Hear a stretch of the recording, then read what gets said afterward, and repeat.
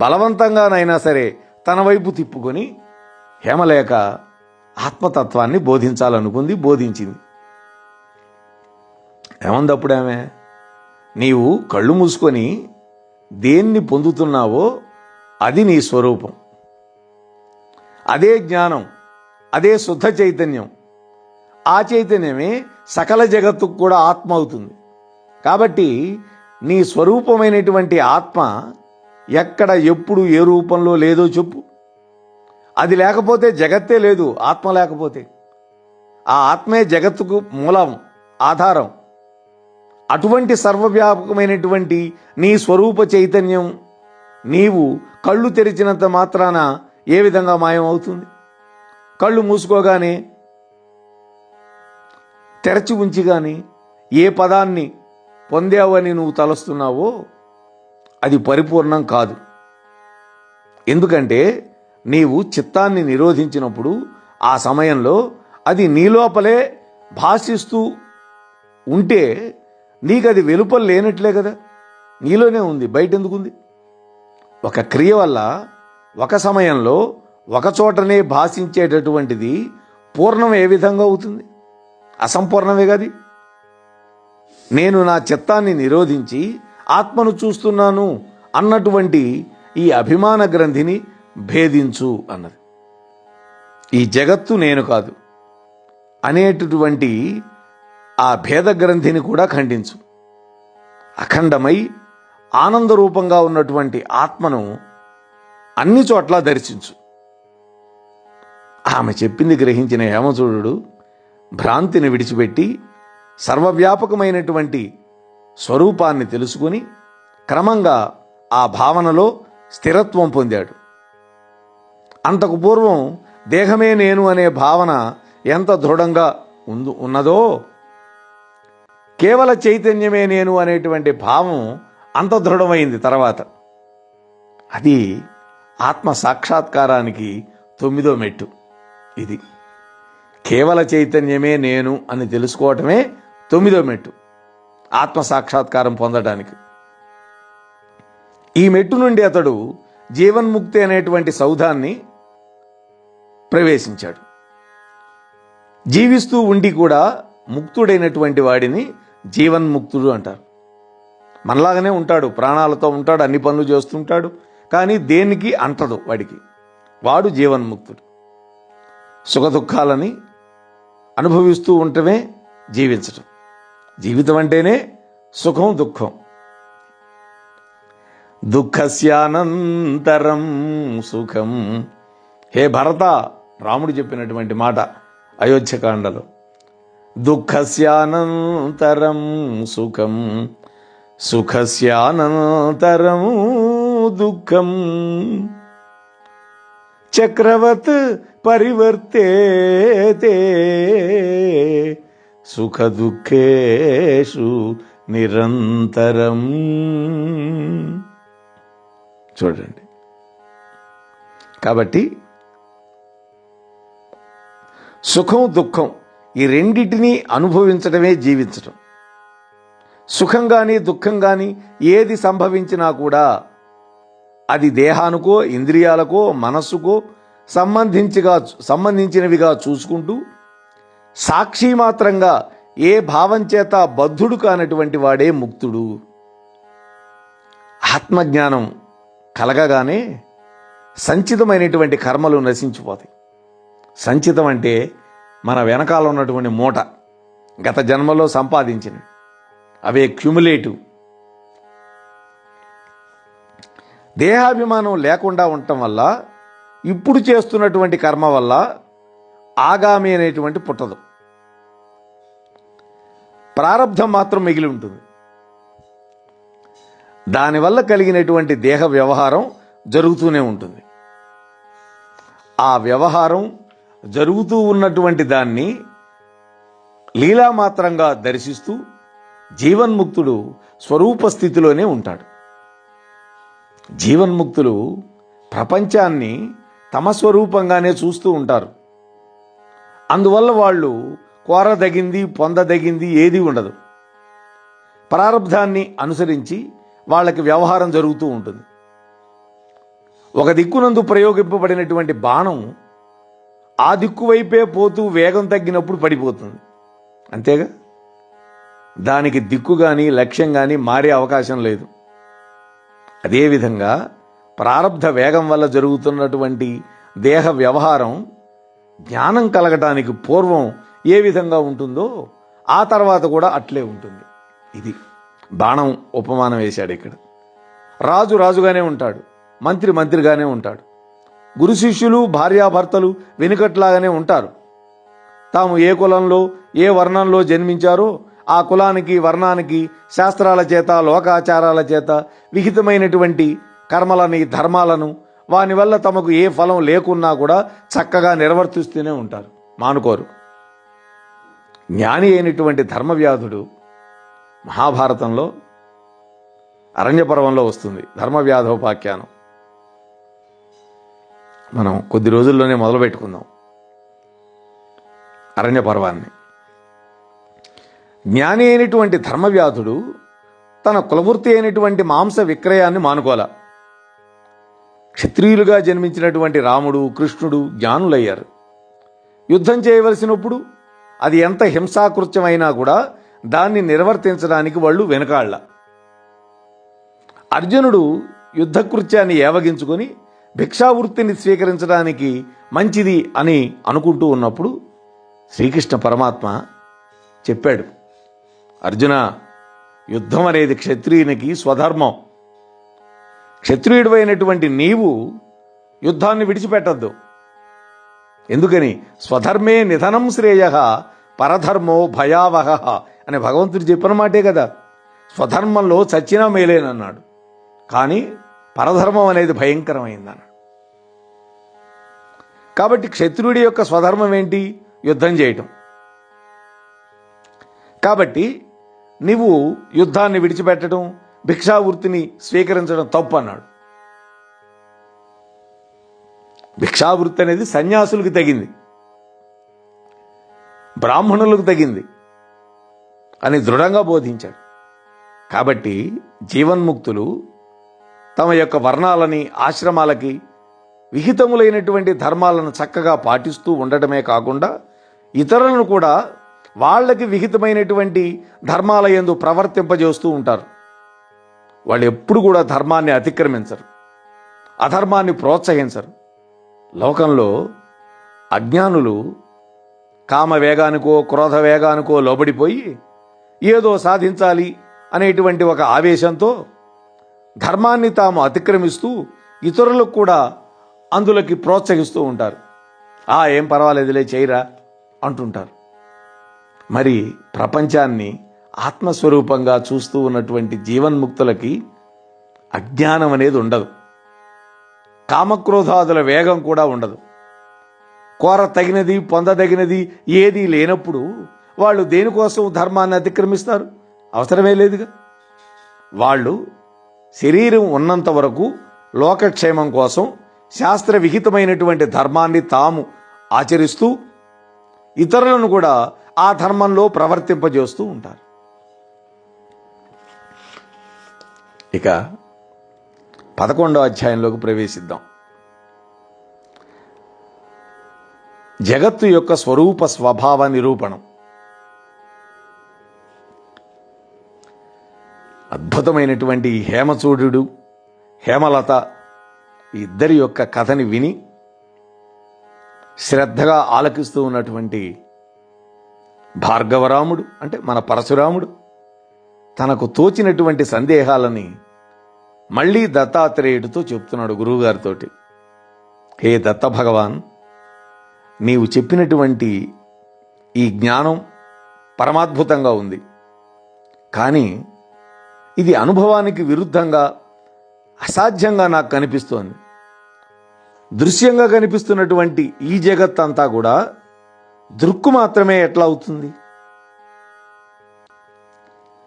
ఈ విధంగా లోకంలో కనిపించటం లేదు కదా. చూస్తూ ఉన్నవాడు వేరుగా, వాడిచే చూడబడుతున్నది దృశ్యమైన పదార్థాలుగా వేరువేరుగా కనిపిస్తున్నదిగా. మీరు చెప్పేది కేవలం మీ యందు ఉన్నటువంటి శ్రద్ధ చేత నేను నమ్ముతున్నాను. దృశ్యాన్ని విడిచిపెట్టి దృక్కును మాత్రమే గ్రహించటానికి ఎవడికి అనుభవమునందు ఉండదు కదా. ఇది ఏ విధంగా సహేతుకంగా అనిపించటం లేదు నాకు. ఇది మనస్సునికి ఏ విధంగా పడుతుంది నాకు? దీన్ని మీరు సకల విధాల దయతోటి బోధించండి అని అడిగాడు. అప్పుడు దత్తప్రభు, పరశురామ, దృశ్యం యొక్క తత్వాన్ని చెబుతాను విను. దృశ్యం అంటే కనిపించేది. మనకు కనిపిస్తున్నది ఇది అంతా కూడా మన యొక్క దృక్కే, మన చూపే దృక్ అంటే. దానికంటే భిన్నంగా లేదు. దీనికి ఉదాహరణ చెబుతాను, శ్రద్ధగా విను. మనం చూస్తున్నటువంటి ప్రతి పదార్థం ఏదో ఒక కారణము నుండి పుట్టి కార్యం అవుతుంది. ఎట్లా? మట్టి కారణం, దాని నుండి పుట్టింది కుండ కార్యం. మట్టి కారణమైతే దాని నుంచి తయారు చేయబడినటువంటి కుండ కార్యం అవుతుంది. బంగారం అనేది కారణం అయితే బంగారంతో తయారు చేయబడినటువంటి ఆభరణం కార్యం అవుతుంది. కొత్తగా కనిపించడం ఏమిటి? పుట్టుక. మట్టే కుండ యొక్క ఆకారంతో కొత్తగా కనిపించినప్పుడు కుండ పుట్టింది అనుకుంటున్నాం. ఈ విధంగా పదార్థాలు ప్రతి క్షణం కొత్తగా కనిపించటం వల్ల ఈ జగత్తు ప్రకాశిస్తోంది. కుండ కనిపించినప్పుడు కుండ యొక్క ఆకారం, అందులో ఉన్నటువంటి రేగుబళ్ళు కనిపించినప్పుడు వాటి యొక్క ఆకారం మన విజ్ఞానంలో రూపొందుతూ ఉంటాయి. అసలు మన విజ్ఞానం అనేది అఖండం, అంటే అన్డివైడెడ్, ఏకరూపం. దానిలో ప్రతి క్షణము కొత్తగా భాషిస్తూ ఉన్నటువంటి పదార్థాల యొక్క ఆకారాల వల్ల ఈ జగత్తు మనకి ఈ విధంగా కనిపిస్తుంది అని కొందరు అంటారు. మట్టిలో కుండ, చట్టి, మూకుడు మొదలైనటువంటి ఎన్నో పదార్థాలకి మనం కొత్తగా చూస్తున్నా కూడా మట్టి మట్టిగానే అఖండంగా ఏకరూపంగా ఏ విధంగా ఉంటుందో అదేవిధంగా విజ్ఞానంలో కూడా ఎన్ని ఆకృతులు కనిపించినా కూడా మన విజ్ఞానం మాత్రం ఎప్పుడూ అఖండంగా ఏకరూపంగా ఉంటుంది, మట్టిలాగా, బంగారంలాగా. మరికొందరు స్థిరములు, చరములు అనేటువంటి పదార్థాల యొక్క సముదాయమే జగత్తు అని చెబుతారు. కొన్ని స్థిరాలు, కొన్ని చెరించేవి, అస్థిరాలు. ఆకాశము మొదలైన పదార్థాలు స్థిరంగా ఉంటాయి. కుండలు మొదలైనవి చరాలు. ఎందుకని? కుండ కొన్నాళ్ళకి పగిలిపోతే పాడైపోతుంది. ఏ విధంగా చెప్పినా కూడా మొత్తం మీద ఈ జగత్తు యొక్క పుట్టుక కలది అనడం అనేది నిశ్చితం. ఈ జగత్తు పుడుతుంది. ఈ విషయంలో కారణంతో సంబంధం లేకుండా కార్యం పుడుతుంది. అట్లా పుట్టటమే దాని స్వభావం అని. జగత్తు కూడా అదేవిధంగా కారణం లేకుండా దాని యొక్క స్వభావం వల్ల పుడుతుందని కొందరు చేస్తున్నటువంటి వాదం ఏదైతే ఉందో అది సమంజసం కాదు. ఎందుకని? మట్టి అనే కారణంతో సంబంధం లేకుండా కుండ పుడుతుందని ఏ విధంగా చెప్పచ్చో మట్టి నుండి వస్త్రం కూడా పుడుతుందని చెప్పాలి కదా. మట్టి నుండి కుండ పుడుతుంది, కానీ వస్త్రం పుడుతుందా? అలా చెప్పడం కుదరదు. అంతేకాకుండా మట్టి ఉన్నప్పుడే కుండ ఏర్పడుతుంది, మట్టి లేనప్పుడు కుండ ఏర్పడకుండా ఉండడం కూడా ప్రసిద్ధమే కదా. కాబట్టి కారణం లేకుండా కార్యం అనేది ఉండదు. మరి ఒక్కొక్కప్పుడు ఆకస్మికంగా శుభాలు అశుభాలు వచ్చి పడుతుంటాయి. వాటికి ప్రత్యక్షంగా ఏదియూ కారణంగా కనపడదు. అటువంటప్పుడు కారణం లేకుండా కార్యం పుట్టదు అని చెప్పటం పొసగదు కదా. అని స్వభావవాది గనక అంటే ఆ మాట నిలబడదు.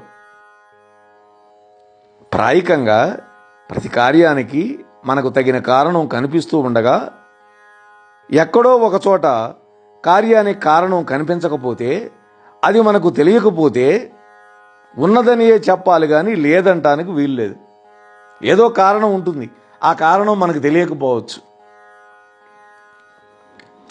శరీరం మీద ఒక గడ్డలేస్తుంది అప్పుడప్పుడు.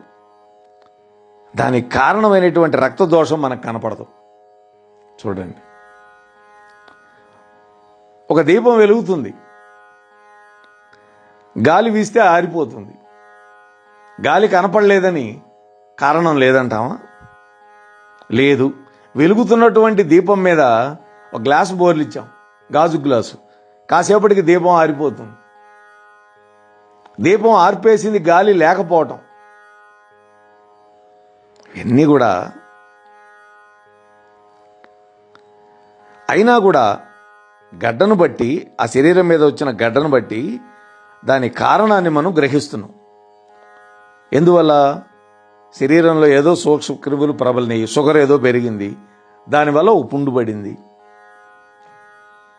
అదేవిధంగా శుభమో అశుభమో వచ్చినప్పుడు దానికి ఇప్పుడు కారణం మనకు కనిపించకపోయినా కూడా పూర్వం ఎప్పుడో చేసినటువంటి పుణ్యమో పాపమో కారణంగా ఉన్నదని గ్రహించాలి. అది ఒకడికి నడమంత్రం సిరిపడుతుంది. వాడి ఈ జన్మలో ఎటువంటి పుణ్యం చేయలా, కానీ గత జన్మల్లో వాడికి సంచిత పుణ్యం ఉంది, దానివల్ల వాడు ఇప్పుడు అనుభవిస్తున్నాడు అనుకోవాలి. అది కనిపించినంత మాత్రాన లేదు అని చెప్పడానికి వీల్లేదే. అదే కాకుండా లోకంలో అందరూ తగిన కారణాలని అవలంబించి కార్యాలను సాధించుకుంటారు. రాజు యొక్క సేవ చేసిన వాడు ఆ రాజుగారి వల్ల ధనం పొందుతాడు. ఎక్కడో ఒక చోట ఎవడో ఒకడు ఆ విధంగా పొందకపోతే కారణమైనటువంటి సేవ సమగ్రంగా లేదని చెప్పాలి. అలాగాక కార్యానికి తగినటువంటి కారణం ఉండనక్కర్లేదు అంటే లోక ప్రవృత్తియే కుదరదు. కాబట్టి కారణం లేకుండా ఆకస్మికంగా ఏ కార్యము జరగదు. జగత్తులో ప్రతిదీ కూడా సకారణంగానే జరుగుతుంది, కానీ నిష్కారణంగా పుట్టే అవకాశం లేదు. అందువల్ల స్వభావవాదం అనేది అసమంజసం. చూడండి, ఒక వాదం దాన్ని ఎలా ఖండిస్తున్నారో చూడండి. కొంతమంది జగత్తు అనేటువంటి కార్యం పరమాణువుల వల్ల పుడుతుంది అని చెప్తారు. దీన్నే పరమాణువాదం.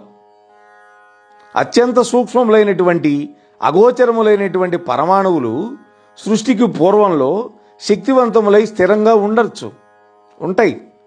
సృష్టి యొక్క ఆరంభంలో పరిపక్వమైనటువంటి జీవుల యొక్క కర్మ యొక్క సహకారంతో ఈశ్వరుడి యొక్క ఇచ్ఛ వల్ల ఆ పరమాణువుల యందు క్రియ అంటే మూవ్మెంట్, చలనం యాక్షన్ ఆరంభం అవుతుంది.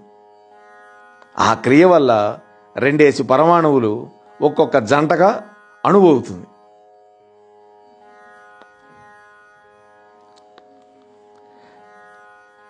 ఆ 2 కణాలు మళ్ళా ఈశ్వరుడి యొక్క ఇచ్ఛ వల్ల దాంట్లో క్రియ ఆరంభం అవుతుంది. అప్పుడు 3 సంయుక్తులై కాంపోనెంట్ ఆఫ్ 3 మాలిక్యూల్స్ అంటారు. కిటికీలో నుండి ప్రసరించే సూర్యకిరణాలలో గోచరించే సూక్ష్మ కణాలని త్రసరేణువులు అంటారు, అంటే పార్టికల్స్ ఆఫ్ మ్యాటర్ అని. అటువంటి త్రసరేణువుల యొక్క సంయోగం వల్ల క్రమంగా నీరు, నిప్పు మొదలైనటువంటి కార్యాలన్నీ పుడుతున్నాయి. కారణములైనటువంటి పరమాణువుల కంటే కార్యములైనటువంటి పదార్థాలు వేరు, భిన్నంగా ఉంటాయి. నశించిన తర్వాత పదార్థాలకు ఉండేటటువంటి కొమ్ములలాగా అత్యంతము అసత్తులు అవుతాయి. అసత్తు అంటే నాన్ ఎగ్జిస్టెన్స్. ఈ వాదం కూడా సమంజసం కాదు. ఎందుకని? కుండ తయారు కాకముందు మట్టి ఉన్నది. కుండ తాను పుట్టక పూర్వం లేదు, నశించిన తర్వాత కూడా కుండ లేదు, పగిలిపోయిన తర్వాత కూడా కుండ లేదు. కాబట్టి అసత్తు. దానికి కారణములైనటువంటి మట్టి పరమాణువులు అసత్తు కాదు, అవి కుండ పగిలిపోయినా కూడా ఉంటాయి. సత్యమైనటువంటి పరమాణువుల నుండి అసత్యమైన కుండ ఏ విధంగా పుడుతుంది? ఒక పదార్థమునందే కుండ ఉండటం లేకపోవటం అనే విరుద్ధ ధర్మాలు ఏ విధంగా ఉంటాయి? తెల్లగా ఉన్న వస్తువు నల్లగా కూడా ఉంటుంది అనటం అసంబద్ధం కదా. వెలుగు చీకటి ఒకటి కావు.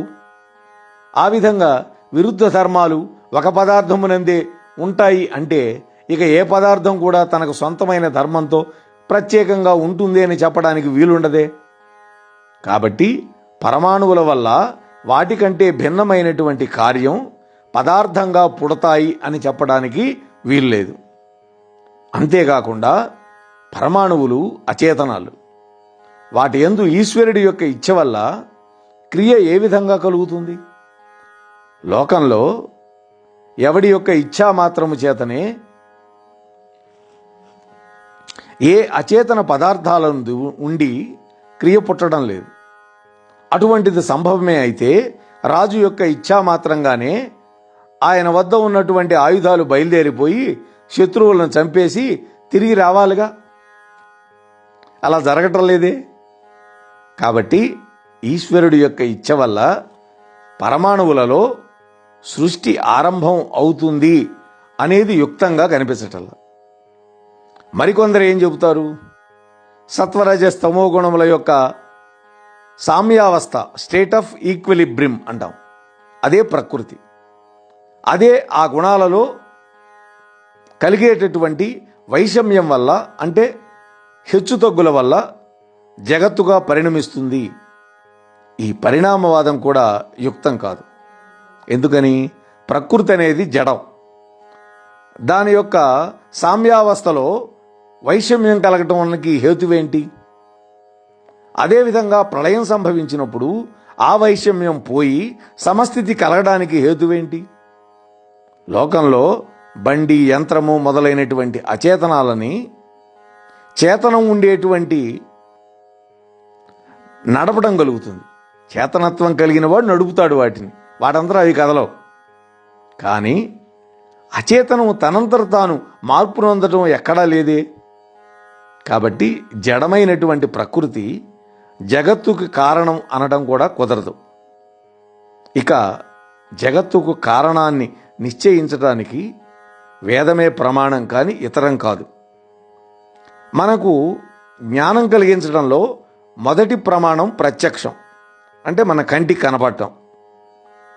అంటే ఇంద్రియాల వల్ల ఇది ఇల్లు, వీడు రాముడు మొదలైనటువంటి సన్నిహితములైనటువంటి విషయాలను గురించి మనం పొందేటటువంటి జ్ఞానం ఏదైతే ఉందో అది ప్రత్యక్షం. అంటే ఇంద్రియాల వల్ల తెలుసుకోగలిగింది. ఆ జ్ఞానంలో ఒకదానిని బట్టి వేరొక విషయాన్ని ఊహించి పొందేటటువంటి జ్ఞానం ఉందే, దాన్ని అనుమితి అంటారు. ఒకదాన్ని బట్టి వేరొక దాన్ని ఊహించి తెలుసుకోవటం. ఎట్లా? పొగ ప్రత్యక్షంగా కనిపిస్తూ ఉన్నప్పుడు ఆ పొగ ఉన్న ప్రదేశంలో నిప్పు ఉంటుందని ఊహించడం అనేది అనుమితి. చూడండి, ఈ రెండు ప్రమాణాలకి జగత్తు యొక్క కారణాన్ని గ్రహించడానికి ఉపయోగపడవు. జగత్తు యొక్క ఆరంభం ఎవడి యొక్క ఇంద్రియాలను కూడా సన్నిహితం కాదు కదా. అందువల్ల జగత్తు యొక్క కారణం మనకు ప్రత్యక్షం కాదు. అందువల్ల ప్రత్యక్షం మీద ఆధారపడినటువంటి అనుమాన ప్రమాణం కూడా దాన్ని గ్రహించడానికి సాధనం కాదు. కాబట్టి ఈశ్వర ప్రవర్తితమైనటువంటి వేదమే ప్రమాణంగా మనం దాన్ని గ్రహించాల్సి ఉంటుంది. జగత్తు సృష్టి యొక్క ఆరంభంలో ఈశ్వరుడు ఉన్నాడు అనడం అంటుంటాం. దానికి ఏంటి ప్రమాణం? అంటే సృష్టికి ముందు ఈశ్వరుడు ఉన్నాడు అనేదానికి ప్రమాణం ఏంటి? లోకంలో ప్రతి కార్యము కూడా చేతనుడైనటువంటి కర్త వల్లనే ఏర్పడుతుంది. ఎవడో ఒక కర్త ఉండాలి, ఆ కర్త ఉంటేనే ఆ కార్యం జరుగుతుంది. అదేవిధంగా జగత్తు కూడా చేతనుడైనటువంటి కర్త వల్లనే ఏర్పడుతూ ఉన్నదని మనం గ్రహించవచ్చు. జగత్తు సామాన్య కార్యం కాదు, అది అచింత్యం, అంటే అన్ఇమాజినబుల్. అటువంటి జగత్తుకు కర్త అయినటువంటి ఈశ్వరుడు అచింత్యమైనటువంటి శక్తి, అంటే అన్ఇమాజినబుల్ పవర్ కలిగినటువంటి వాడే అవుతాడు ఆ పరమాత్మ. ఆయన యొక్క వాక్కులే వేదాలు అంతగా. అందుకనే వేదాలు అపౌరుషేయాలు అన్నారు కదా. భగవంతుడి వల్ల ఉద్భవించినవి వేదాలు. వేదాల వల్లనే మనం తత్వాన్ని తెలుసుకోగలుగుతాం, తెలుసుకోవాలి కూడా. ఆయన సర్వశక్తిమంతుడు, సర్వజ్ఞుడు అవటం వల్ల ఆ పరమాత్మ వేదాలు సకల శాస్త్రాలలో శ్రేష్టములైనవి. అవి ఏ ఇతర ప్రమాణముల చేత కూడా కుంటుపడవు ఆ వేదాలు. అటువంటి వేదాలలో సృష్టికి పూర్వం మహేశ్వరుడు అక్కడే ఉన్నాడని, ఆయన తన స్వాతంత్ర్యం యొక్క మహిమ వల్ల పదార్థంతో పని లేకుండానే, అంటే పదార్థంతో అవసరం లేకుండానే తన స్వరూపంలోనే విలాసంగా జగత్తు అనేటువంటి చిత్రాన్ని భాషింపజేశాడు అని చెప్పబడి ఉంది. స్వప్నంలో మనకు ఒక దేహం కల్పించబడుతుంది. అప్పుడు ఆ దేహమే నేను అనేటువంటి భ్రాంతితో వ్యవహరిస్తుంటాం. అదేవిధంగా మేల్కొన్నప్పుడు కూడా మనస్సు ఏవో ఊహలు చేస్తున్నప్పుడు ఆ ఊహాలోకాలలో కూడా మనకి మరొక దేహం ఏర్పడుతుంది. అప్పుడు కూడా ఆ దేహమే నేను అని మనం వ్యవహరిస్తుంటాం. ఆ విధంగానే ఈ పరమేశ్వరుడు కూడా విలాసంగా తాను భాషింపజేస్తున్నటువంటి జగత్తు తానుగా వ్యవహరిస్తున్నాడు. మనకి ఊహాలోకంలో కనిపిస్తున్నటువంటి శరీరం స్వప్నంలో ఉండదు. స్వప్నంలో కనిపిస్తున్న శరీరం జాగ్రత్తావస్థలో ఉండదు. కాబట్టి ఆ శరీరములు మన యొక్క స్వరూపాలు కావు. అదేవిధంగా పరమేశ్వరుడికి విలాసకల్పితమైనటువంటి ఈ జగత్తు ప్రళయంలో ఉండదు. కాబట్టి ఇది ఆయనకు స్వరూపం కాదు. ఎన్ని దేహాలు మారుతున్నా ఆ దేహాలన్నిటినీ చూస్తున్నటువంటి దృక్కు మాత్రమే నీ స్వరూపం ఏ విధంగా అవుతుందో అదేవిధంగా విలాసమాత్రమైనటువంటి ఈ జగత్తు ప్రళయంలో నశించిపోయినప్పుడు మిగిలి ఉండేటువంటి దృక్కు మాత్రమే పరమేశ్వరుడు కూడా స్వరూపం అవుతుంది. ఆ దృక్కులోనే ఆయన చేత ఈ జగత్తు ఒక విచిత్రంగా భాషింపజేస్తూ ఉన్నది. సృష్టికి పూర్వం దృక్కు తప్ప రెండోది ఏదీ లేదు. అటువంటి సమయంలో జగత్తు అనేటువంటి ఈ చిత్రం దృక్కులో తప్ప ఎక్కడా కూడా భాషించదు. దృక్కు చైతన్యం. అది లేకుండా ఎప్పుడైనా కూడా ఎక్కడైనా కూడా ఏది కూడా ఎలా ఉంటుంది, ఏ విధంగా ఉంటుంది? ఒక చోట ఎక్కడైనా నీవు చైతన్యం లేదు అని చెబితే ఆ ప్రదేశమే ఉండదు. ఎందువల్లనంటే చైతన్యం వల్లనే సకలమునకు ఉనికి అంటే ఎగ్జిస్టెన్స్, ప్రకాశం, అపీరెన్స్ కలుగుతూ ఉన్నాయి. నీకు పరమేశ్వరుడికి స్వరూపమై సర్వవ్యాపకంగా ఉన్నటువంటి చైతన్యం లేదు అని ఎట్లా చెప్పగలవు? కాబట్టి పరమమైనటువంటిది అంటే సుప్రీం, కేవలము అబ్సల్యూట్ అయినటువంటి ఆ చైతన్యమే సకల జగత్తు యొక్క ఉనికికి ఆధారభూతమై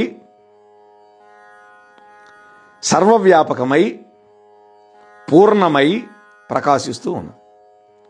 సముద్రం లేకుండా తరంగాలు, సూర్యుడు లేకుండా ఎండ ఎట్లాగైతే ఉండవో అదేవిధంగా చైతన్యం లేకుండా జగత్ అనేది ఉండదు. జగత్తు ఉంటే చైతన్యం ఉంటుంది. ఎవడి యందు ఈ జగత్తు భాషిస్తూ ఉన్నదో ఆ మహాదేవుడికి శుద్ధ చైతన్యమే స్వరూపం. సృష్టికి పూర్వం ఆ మహాదేవుడే ఉన్నాడు. చరాచరమైనటువంటి ఈ జగత్తు ఆయన వల్లనే పుట్టి ఆయనలోనే ఉండి చివరికి ఆయనలోనే లీనమైపోతున్నది. ఇది వేదాలలో ప్రసిద్ధమైన విషయం.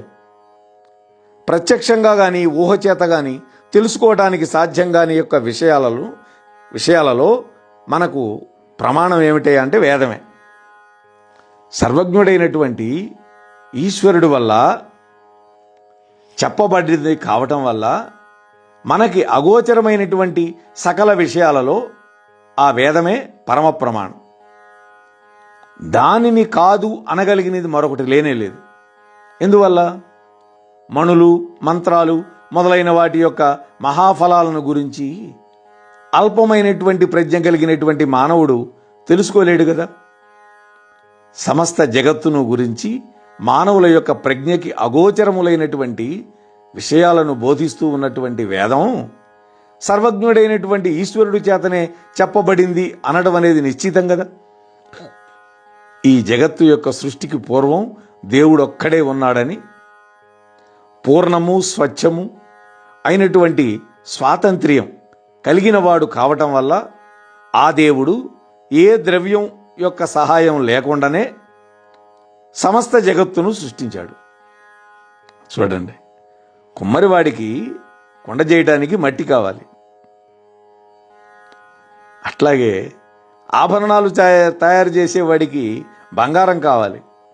కానీ పరమాత్మకు ఏ ద్రవ్యం అక్కర్లేదు. ఇది మనం తెలుసుకోవాల్సింది.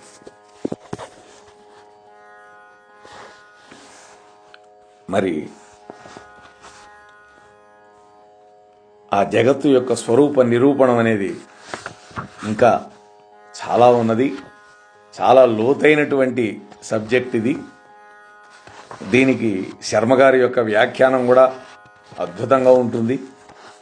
కాబట్టి ఆ విశేషాలన్నీ కూడా రేపటి రోజు ఆ త్రిపుర మహేశ్వరి యొక్క దయతోటి, నా ఆరాధ్య దైవమైనటువంటి రామచంద్రుడి యొక్క కృపతోటి మీతో పంచుకునే ప్రయత్నం చేస్తాను.